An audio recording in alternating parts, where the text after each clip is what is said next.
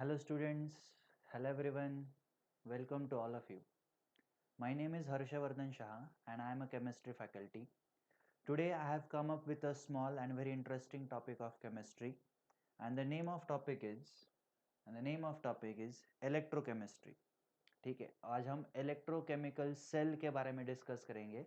Electrochemical cells जो होते हैं वो इलेक्ट्रोकेमिस्ट्री एक चैप्टर है केमिस्ट्री का, उस चैप्टर को बिलोंग करते हैं.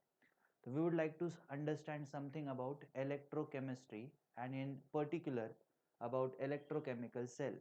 ये electrochemical cells क्या होते हैं?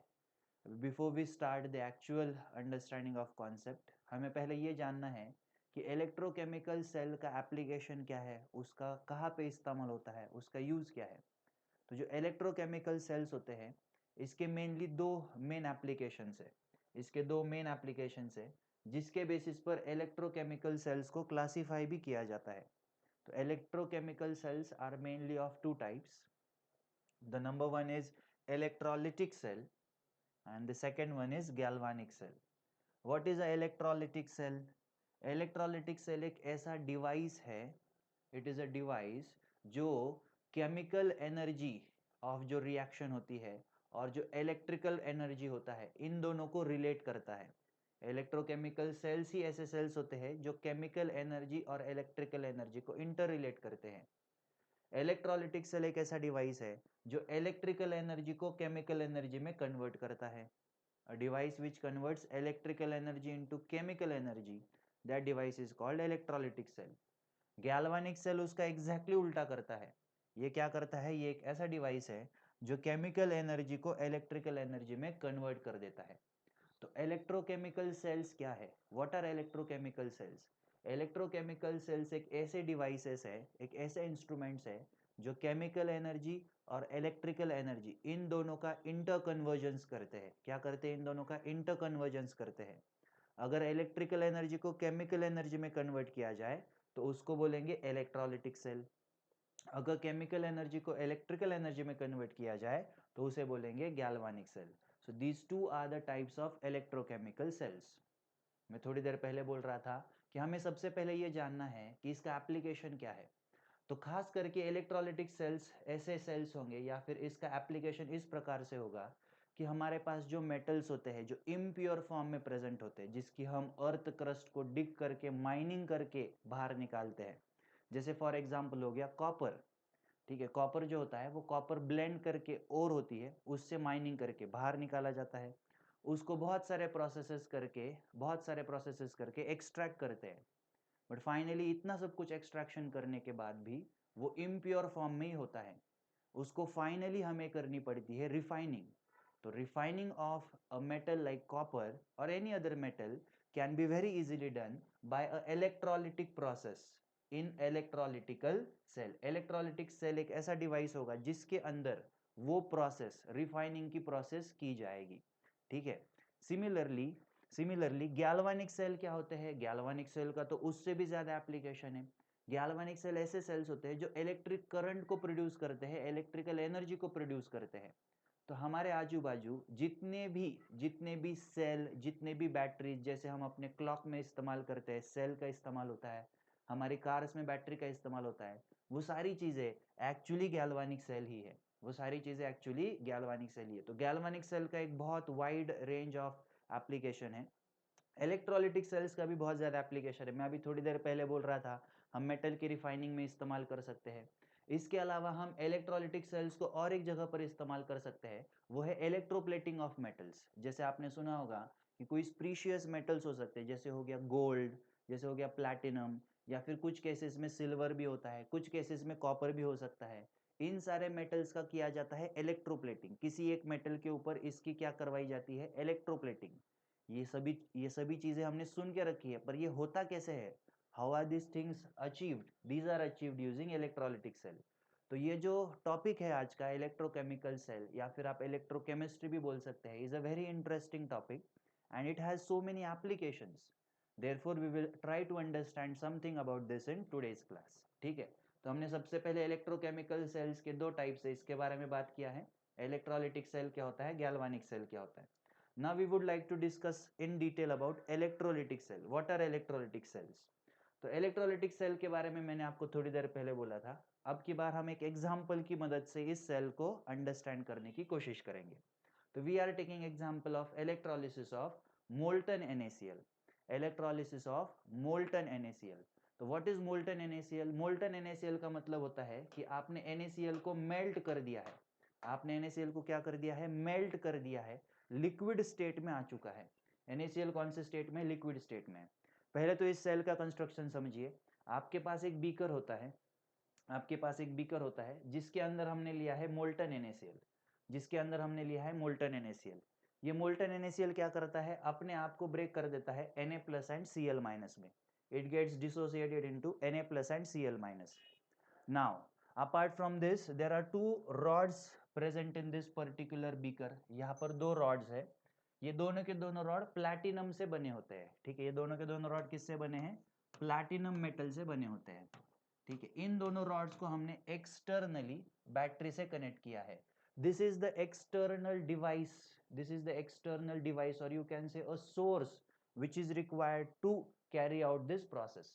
तो जो हम कह रहे थे कि हमको इलेक्ट्रिकल एनर्जी को केमिकल एनर्जी में कन्वर्ट करना है, तो ये आपका इलेक्ट्रिकल एनर्जी है, बैटरी, जिसकी मदद से हम ये प्रोसेस को कंडक्ट करवाएंगे।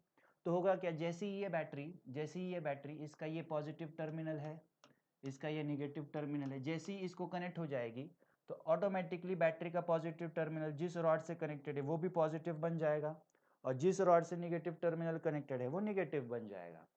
Now the positive terminals are called anodes and the negative terminals are called cathode. क्योंकि ये पॉजिटिवली चार्ज्ड इलेक्ट्रोड का प्लेट है, इसलिए ऑटोमेटिकली Cl माइनस जिन पे नेगेटिव चार्ज है वो इसकी तरफ क्या करेंगे? माइग्रेट करेंगे। सिमिलरली कैथोड जो नेगेटिवली चार्ज्ड इलेक्ट्रोड है उसकी तरफ सारे Na प्लस माइग्रेट करेंगे। तो अगर आप ध्यान से देखेंगे तो एनोड के पास कौन आ गए? बहुत सारे Cl माइनस आ चुके हैं। एनोड के पास बहुत सारे Cl माइनस आ चुके हैं, कैथोड के पास बहुत सारे Na प्लस आ चुके हैं। Now what next will happen? At anode oxidation will happen. क्या हो जाएगा? ऑक्सीडेशन होगा। What do you mean by oxidation?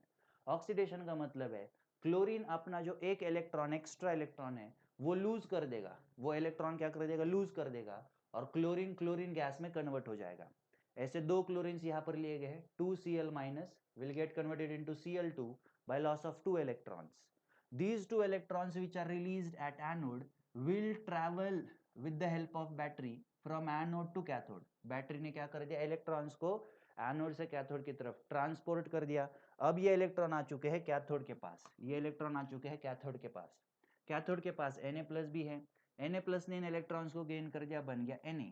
This process is called reduction, this process is called reduction.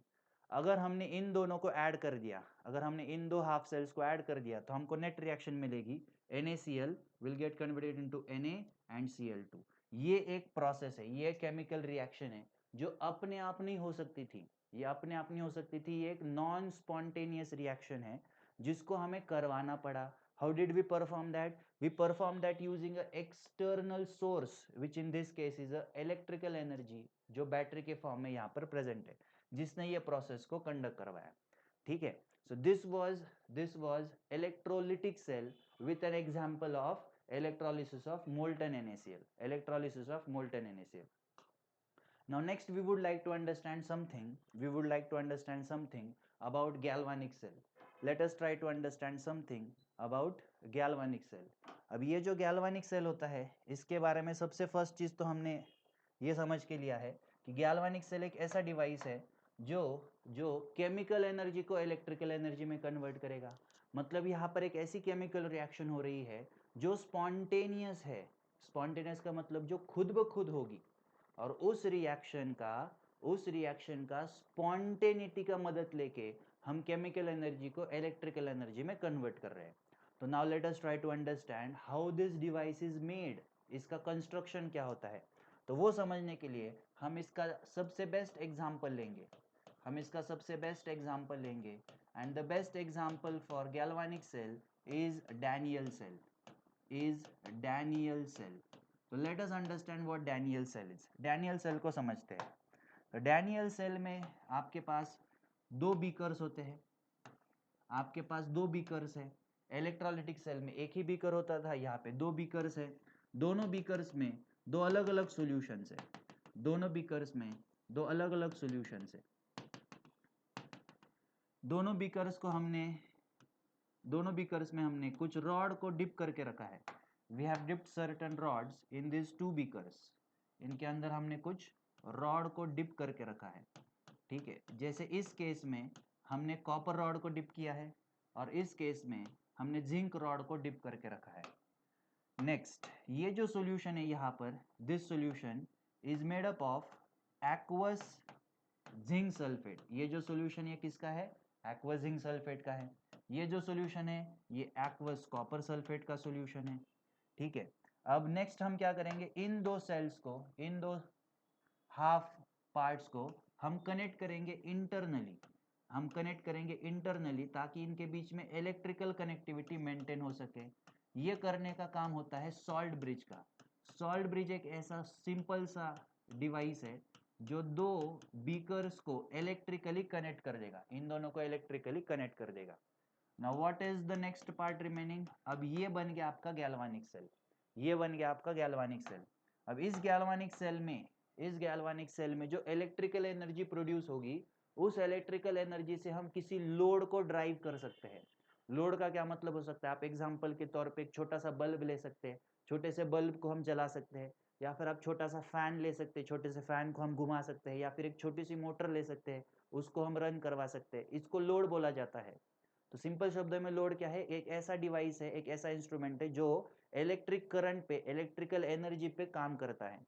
तो इलेक्ट्रिकल एनर्जी ये provide करेगा, electrical energy ये provide करेगा और लोड को रन करेगा। This is your load, this is your load. ये load को कनेक्ट करवा दीजिए, ये कनेक्ट हो गया लोड से, ठीक है। नाउ यहाँ पर जैसे पिछली केस में एनोड कैथोड होते थे, वैसे यहाँ पे भी एनोड कैथोड है। ये वाला जो पार्ट है ये आपका एनोड है, ये वाला जो पार्ट है ये आपका कैथोड है। एनोड पे हमेशा ऑक्सीडेशन होता है, एनोड पे हमेशा ऑक्सीडेशन होता है और कैथोड पे हमेशा रिडक्शन होता है। यहाँ पे हमेशा ऑक्सीडेशन होगा, यहाँ पे हमेशा रिडक्शन होगा। अब किसका ऑक्सीडेशन हो रहा है, किसका रिडक्शन हो रहा है, इन चीजों को भी समझते हैं। तो थोड़ा सा इसके रिएक्शंस में एंटर करना पड़ेगा। ध्यान से देखिए, ये वाला जो सेल है यहाँ पे इस वाले पार्ट में करना है ऑक्सीडेशन। तो ये जो जिंक है ये Zn2+ में कन्वर्ट हो जाएगा, ठीक है। ऑक्सीडेशन किसका होगा? Let us try to understand the oxidation. We are discussing anode, we are discussing anode, हम एनोड की बात कर रहे हैं। We are discussing about anode. तो एनोड पे क्या होगा? आपके पास जो Zn सॉलिड है ये कन्वर्ट हो जाएगा Zn2+ एक्वस में by loss of 2 electrons. This is a oxidation process. Oxidation मतलब ऑक्सीडेशन नंबर का इंक्रीज होना, ये 0 से 2+ में गया। लॉस ऑफ इलेक्ट्रॉन के टर्म्स में हम इसको रिप्रेजेंट कर सकते हैं। What is happening at cathode? What is happening at cathode? Cathode पे होता है रिडक्शन। किसका रिडक्शन हो रहा है? Copper 2+ aqueous, it gains 2 electrons and get converted into copper solid. What is the overall reaction?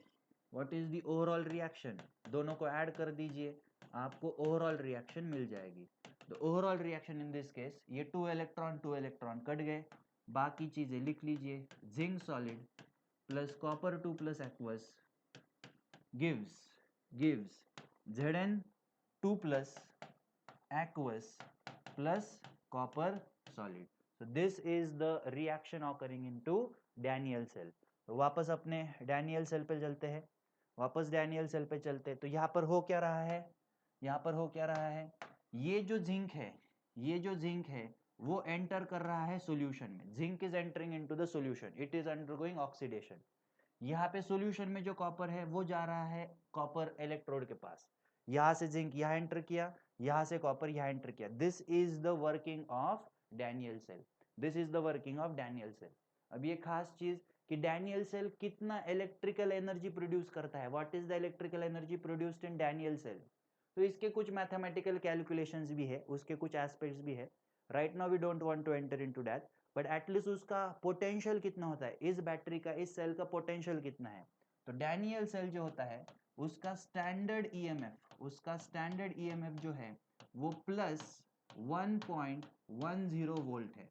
The standard EMF of Daniell cell is plus 1.10 volt. Yes students, it is not very high voltage, थोड़ा सा ही voltage है, 1.1 volt, 1 volt का ही potential generate करता है। पर ये सबसे basic cell है, सबसे बेसिक सेल है, सबसे बेसिक गैल्वानिक सेल है, जिसकी मदद से हमने इलेक्ट्रोकेमिकल सेल्स को अंडरस्टैंड करना स्टार्ट किया, गैल्वानिक सेल्स को अंडरस्टैंड करना स्टार्ट किया, और इसी की मदद से हम गैल्वानिक सेल को समझ भी पाते हैं। And after this we have discovered so many different types of galvanic cells कि आज की डेट में हम इस सेल का, खास करके डैनियल सेल का, इतना ज्यादा इस्तेमाल भी नहीं करते, but it is to be understood on the conceptual level. तो हमने उसको कॉन्सेप्चुअल लेवल पे समझने की कोशिश की। तो आज की क्लास में हमने इलेक्ट्रोकेमिकल सेल्स के बारे में डिस्कस किया। 2 टाइप्स होते हैं इलेक्ट्रोकेमिकल सेल के, electrolytic cell, galvanic cell. Electrolytic cell एक ऐसा डिवाइस है जो इलेक्ट्रिकल एनर्जी को केमिकल एनर्जी में कन्वर्ट करेगा। गैल्वानिक सेल एक ऐसा डिवाइस है जो केमिकल को इलेक्ट्रिकल में करेगा। उसके हमने मेजर एप्लीकेशंस के बारे में बात किया और उसके कुछ एग्जांपल्स के बारे में बात किया। तो this was all for today. Bye everyone, have a nice day.